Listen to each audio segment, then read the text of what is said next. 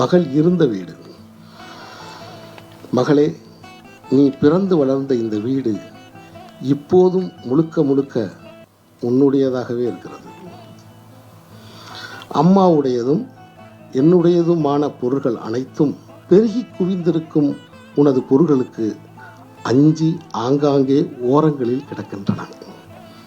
பிந்தைய உனது பருவகால பொருள்களாலும் புத்தகங்களாலும் மட்டுமின்றி முந்தைய உனது பாலியகால விளையாட்டு பொருள்களாலும் நீ இந்த வீட்டை ஆக்கிரமித்திருந்தாய். உனது அத்தனை தோழிகளும் உன் வீடென்றே இதை ஊராருக்கு அடையாளப்படுத்தியுள்ளனர். நீ வீட்டில் வாழ்ந்த காலத்தில், ஐயா இப்போ நான் எங்கள் வீட்டில் தானே இருக்கேன், சினுங்களாக யாரிடமாவது சொல்வாய். எங்கள் வீட்டுக்கு வாயேன், வாஞ்சையோடு யாரையாவது அழைப்பாய். ஐயோ நேரமாச்சு, எங்கள் வீட்டுக்கு போகணும், எங்கிருந்தேனும் பதட்டமாக புறப்படுவாய்.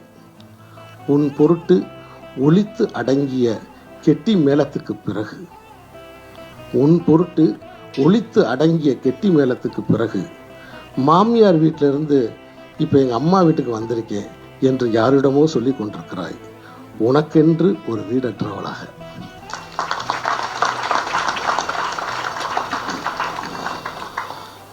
தந்தையை பிரிந்திருக்கும் மகள்களெல்லாம் இந்த கவிதையை படித்தவுடன் அவர்கள் எந்த ஊரில் இருந்தாலும், தந்தை இருந்தாலும் தந்தை இல்லாவிட்டாலும் அந்த வீடுகளுக்கு வந்து சேருவார்கள் இந்த கவிதையை படித்தவுடன்.